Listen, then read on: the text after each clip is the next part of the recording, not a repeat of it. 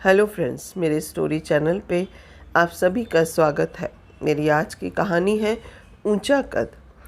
4 महीने बीत चुके थे, बल्कि 10 दिन ऊपर हो गए थे, किंतु बड़े भैया की ओर से अभी तक कोई खबर नहीं आई थी कि वह पापा को लेने कब आएंगे।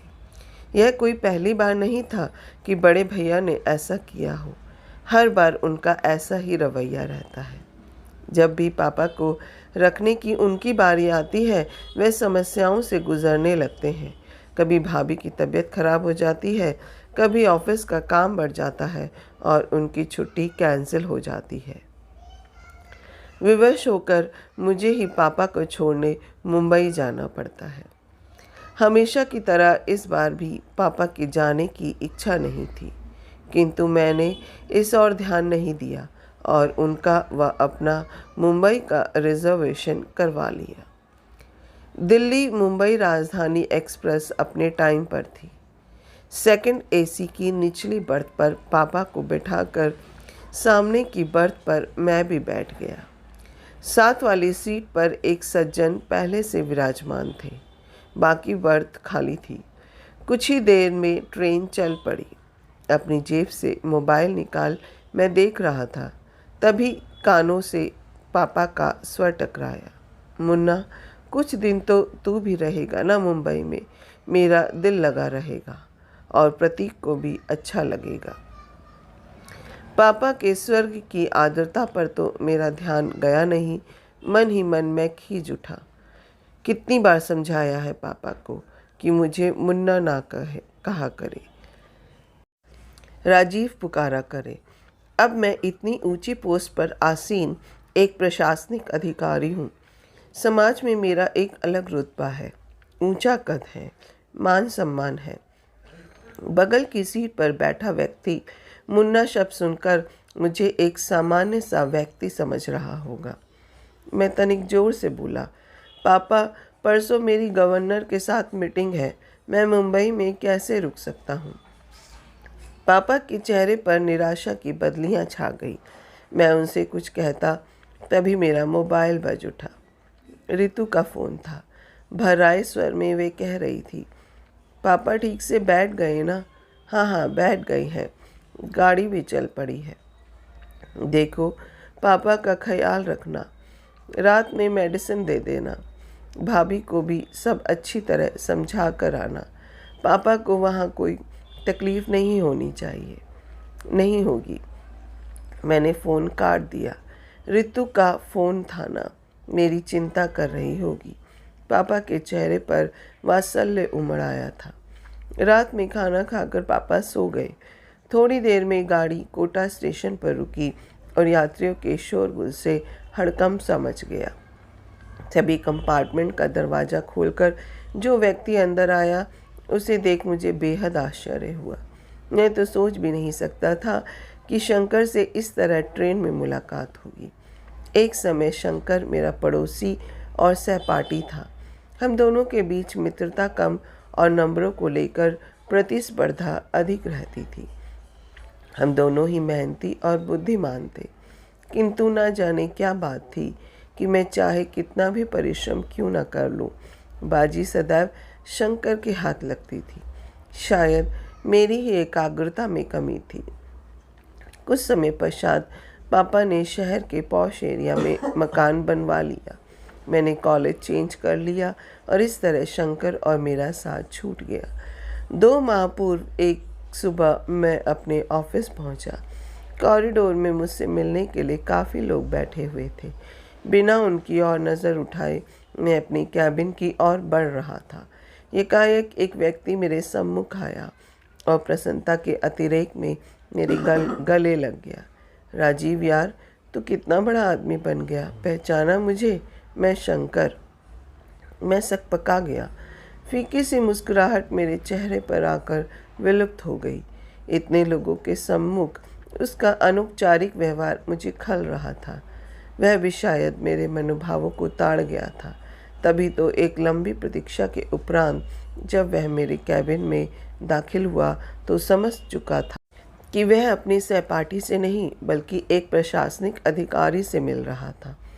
उसका मुझे सर कहना मेरे अहम को संतुष्ट कर गया, यह जानकर कि वह बिजली विभाग में महज एक क्लर्क है जो मेरे समक्ष अपना तबादला रुकवाने की गुजारिश लेकर आया था। मेरा सीना अभिमान से चौड़ा हो गया। कॉलेज के प्रिंसिपल और टीचर्स तो क्या, मेरे सभी कलीग्स भी यही कहते थे कि एक दिन शंकर बहुत बड़ा आदमी बनेगा। आज मैं कहाँ से कहाँ पहुँच गया और वह। पिछली स्मृतियों को पीछे धकेल मैं वर्तमान में पहुंचा तो देखा शंकर ने अपनी वृद्ध माँ को साइड की सीट पर लिटा दिया और स्वयं उनके करीब बैठ गया। एक उड़ती सी नज़र उस पर डाल मैंने अखबार पर आंखें गड़ा दी। तभी शंकर बोला, नमस्ते सर, मैंने तो देखा ही नहीं कि आप बैठे हैं। मैंने नम्र स्वर में पूछा, कैसे हो शंकर? ठीक हूँ सर। कोटा कैसे आना हुआ? छोटी बुआ की बेटी की शादी में आया था, अब मुंबई जा रहा हूँ। शायद आपको याद हो, मेरा एक छोटा भाई था। छोटा भाई? हाँ, याद आया, क्या नाम था उसका? मैंने स्मृति पर जोर डालने का उपक्रम किया, जबकि मुझे अच्छी तरह याद था कि उसका नाम देवेश था। सर, आप इतने ऊंचे पद पर हैं, आए दिन हजारों लोगों से मिलते हैं, आपको कहाँ याद होगा? देवेश नाम है उसका सर।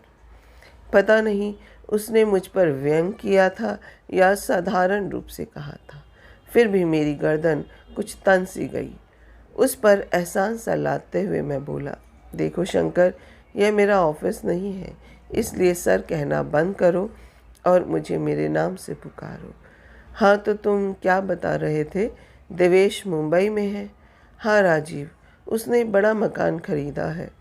2 दिन पश्चात उसका गृह प्रवेश है। 4-5 दिन वहाँ रहकर मैं और अम्मा दिल्ली लौट आएंगे। इस उम्र में उन्हें इतना घुमा रहे हो? अम्मा की आने की बहुत इच्छा थी। इंसान की उम्र भले ही बढ़ जाए, इच्छाएं तो नहीं मरती ना। हाँ, यह तो है। पिताजी कैसे हैं? पिताजी का 2 वर्ष पूर्व स्वर्गवास हो गया था। अम्मा यह दुख झेल नहीं पाई और उन्हें हार्ट अटैक आ गया था। बस तभी से वह बीमार रहती हैं। अब तो अल्जाइमर भी बढ़ गया है। तब तो उन्हें संभालना मुश्किल होता होगा। क्या करते हो? 6-6 महीने दोनों भाई रखते होंगे। ऐसा पूछकर मैं शायद अपने मन को तसल्ली दे रहा था। आशा के विपरीत शंकर बोला, नहीं नहीं, मैं तो ऐसा सोच भी नहीं सकता। अम्मा शुरू से दिल्ली में रही है, उनका कहीं और मन लगना मुश्किल है। मैं नहीं चाहता इस उम्र में उनकी स्थिति पेंडुलम जैसी हो जाए, कभी इधर तो कभी उधर। कितनी पीड़ा होगी उन्हें यह देखकर कि पिताजी के जाते ही उनका कोई घर ही नहीं रहा, वह हम पर बोझ है। मैं मुस्कुराया। शंकर, इंसान को थोड़ा व्यवहारिक भी होना चाहिए। जीवन में सिर्फ भावुकता से काम नहीं चलता है। अक्सर इंसान दायित्व उठाते उठाते थक जाता है और तब ये विचार मन को उद्वेलित करने लगता है कि अकेले हम ही क्यों माँ बाप की सेवा करें, दूसरा क्यों ना करे। पता नहीं राजीव, मैं जरा पुराने विचारों का इंसान हूँ। मेरा तो यह मानना है कि हर इंसान की करनी उसके साथ है। कोई भी काम मुश्किल तभी लगता है जब उसे बोझ समझकर किया जाए। माँ बाप क्या कभी अपने बच्चों को बोझ समझते हैं? आधे अधूरे कर्तव्यों में कभी आस्था नहीं होती राजीव, मात्र औपचारिकता होती है। और सबसे बड़ी बात, जाने अनजाने हमारे कर्म ही तो संस्कार बनकर हमारे बच्चों के द्वारा हमारे सम्मुख आते हैं। समय रहते यह छोटी सी बात इंसान की समझ में आ जाए तो उसका बुढ़ापा भी संवर जाए। मुझे ऐसा लगा मानो शंकर ने मेरे मुख पर तमाचा जड़ दिया हो। मैं निशब्द मौन सोने का उपक्रम करने लगा, किंतु नींद मेरी आंखों से अब कोसों दूर हो चुकी थी। शंकर की बातें मेरे दिलो दिमाग में हथौड़े बरसा रही थी। इतने वर्षों से संचित किया हुआ अभिमान पल भर में चूर चूर हो गया था। प्रशासनिक परीक्षा की तैयारी के लिए इतनी मोटी मोटी किताबें पढ़ता रहा, किंतु पापा के मन की संवेदनाओं को, उनके हृदय की पीड़ा को नहीं पढ़ सका। क्या इतना बड़ा मुकाम मैंने सिर्फ अपनी मेहनत के बल पर पाया है? नहीं, इसके पीछे पापा मम्मी की वर्षों की तपस्या निहित है। आखिर उन्होंने ही तो मेरी आंखों को सपने देखने सिखाए, जीवन में कुछ कर दिखाने की प्रेरणा दी। रात्रि में जब मैं देर तक पढ़ता था तो पापा भी मेरे साथ जागते थे कि कहीं मुझे नींद ना आ जाए। मेरे इस लक्ष्य को हासिल करने में पापा हर कदम पर मेरे साथ रहे, और आज जब पापा को मेरे साथ की ज़रूरत है तो मैं व्यवहारिकता का सहारा ले रहा हूँ। 2 वर्ष पूर्व की स्मृति मन पर दस्तक दे रही थी। सीवियर हार्ट अटैक आने के बाद मम्मी बीमार रहने लगी थी। एक शाम ऑफिस से लौटकर मैं पापा मम्मी के बेडरूम में जा रहा था, तभी अंदर से आती आवाज़ से मेरे पाँव ठिठक गए। मम्मी पापा से कह रही थी, इस दुनिया में जो आया है वह जाएगा भी, कोई पहले तो कोई बाद में। इतने इंटेलेक्चुअल होते हुए भी आप इस सच्चाई से मुंह मोड़ना चाह रहे हो। मैं क्या करूं पूजा, तुम्हारे बिना अपने अस्तित्व की कल्पना भी मेरे लिए कठिन है। कभी सोचा है तुमने कि तुम्हारे बाद मेरा क्या होगा? पापा का कंठ अवरुद्ध हो गया था, किंतु मम्मी तनिक भी विचलित नहीं हुई और शांत स्वर में बोली थी, आपकी तरफ से तो मैं पूरी तरह से निश्चिंत हूँ। राजीव और रितु आपका बहुत ख्याल रखेंगे। यह एक माँ के अंतर्मन की आवाज़ है, उसका विश्वास है जो कभी गलत नहीं हो सकता। इस घटना के 5 दिन बाद ही मम्मी चली गई थी। कितने टूट गए थे पापा, बिल्कुल अकेले पड़ गए थे। उनके अकेलेपन की पीड़ा को मुझसे अधिक मेरी पत्नी रितु ने समझा। यूं भी वह पापा के दोस्त की बेटी थी और बचपन से पापा से दिल से जुड़ी हुई थी। उसने कभी नहीं चाहा पापा को अपने से दूर करना, किंतु मेरा मानना था कि कोरी भावुकता में लिए गए फैसले अक्सर गलत साबित होते हैं। इंसान को प्रैक्टिकल अप्रोच से काम लेना चाहिए। अकेले मैं ही क्यों पापा का दायित्व उठवाऊं, दोनों बड़े भाई क्यों ना उठाएं, जबकि पापा ने तीनों को बराबर का स्नेह दिया, पढ़ाया लिखाया, तो दायित्व भी तीनों का बराबर है। 6 माह बाद मम्मी की बरसी पर यह जानते हुए भी कि दोनों बड़े भाई पापा को अपने साथ रखना नहीं चाहते, मैंने यह फैसला किया था कि हम तीनों बेटे 4-4 माह पापा को रखेंगे। पापा को जब इस बात का पता चला तो कितनी बेबसी उभर आई थी उनके चेहरे पर। चेहरे की झुर्रियाँ और गहरा गई थी। उम्र मानो 10 वर्ष आगे सरक गई थी। सारी उम्र पापा की दिल्ली में गुजरी थी। सभी दोस्त और रिश्तेदार यहीं पर थे, जिनके सहारे उनका वक्त कुछ अच्छा बीत सकता था। किंतु सोचते सोचते मैंने एक गहरी सांस ली।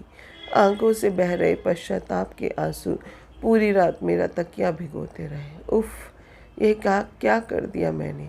पापा को तो असहनीय पीड़ा पहुंचाई ही, मम्मी के विश्वास को भी खंडित कर दिया। आज वह जहाँ भी होंगी, पापा की स्थिति पर उनकी आत्मा कलप रही होगी। क्या वे कभी मुझे क्षमा कर पाएंगी? रात में कई बार अम्मा का शंकर को आवाज़ देना और हर बार उसका चेहरे पर बिना शिकन लाए उठना मुझे आत्मविश्लेषण के लिए बाध्य कर रहा था। उसे देख मुझे एहसास हो गया था कि इंसानियत और बड़प्पन हैसियत की मोहताज नहीं होती, वह तो दिल में होती है। अचानक मुझे एहसास हुआ मेरे और शंकर के बीच आज भी प्रतिस्पर्धा जारी है, इंसानियत की प्रतिस्पर्धा, जिसमें आज भी वह मुझसे बाजी मार ले गया था। पद भले ही मेरा बड़ा था, किंतु शंकर का कद मुझसे बहुत ऊंचा था। गाड़ी मुंबई सेंट्रल पर रुकी तो मैं शंकर के करीब पहुंचा। उसके दोनों हाथ थाम मैं भावुक स्वर में बोला, शंकर मेरे दोस्त, चलता हूँ, यह सफ़र सारी ज़िंदगी मुझे याद रहेगा। कहने के साथ ही मैंने उसे गले लगा लिया। आश्चर्य मिश्रित खुशी से वह मुझे देख रहा था। मैं बोला, वादा करो अपनी फैमिली को लेकर मेरे घर अवश्य आओगे। आऊँगा क्यों नहीं, आखिर इतने वर्षों बाद मुझे मेरा दोस्त मिला है। खुशी से उसकी आवाज़ कांप रही थी। अटैची उठाए पापा के साथ मैं नीचे उतर आया। स्टेशन के बाहर मैंने टैक्सी पकड़ी और ड्राइवर से एयरपोर्ट चलने को कहा। पापा हैरत से बोले, एयरपोर्ट क्यों? भावुक होकर मैं पापा के गले लग गया और रुंधे कट से बोला, पापा मुझे माफ़ कर दीजिए, हम वापस दिल्ली जा रहे हैं, अब आप हमेशा वहीं अपने घर में रहेंगे। पापा की आंखें नम हो उठी और चेहरा खुशी से खिल उठा। जुग जुग जियो मेरे बच्चे, वह बुदबुदाए। कुछ पल के लिए उन्होंने अपनी आंखें बंद कर ली, फिर चेहरा उठाकर आकाश की ओर देखा। मुझे ऐसा लगा मानो वह मम्मी से कह रहे हो, देर से सही तुम्हारा विश्वास सही निकला। माफ़ कीजिएगा, तबीयत खराब होने की वजह से कहानियाँ थोड़ी इर्रेगुलर हो रही है। तबीयत ठीक होते ही फिर से बिल्कुल रेगुलर होगी। अपना कीमती समय देने के लिए दिल से शुक्रिया। अगर आपको ये कहानी अच्छी लगी हो तो एक लाइक कीजिएगा, शेयर कीजिएगा और मेरे चैनल को सब्सक्राइब करना मत भूलिएगा। फिर मिलते हैं एक नई कहानी के साथ। जय हिंद।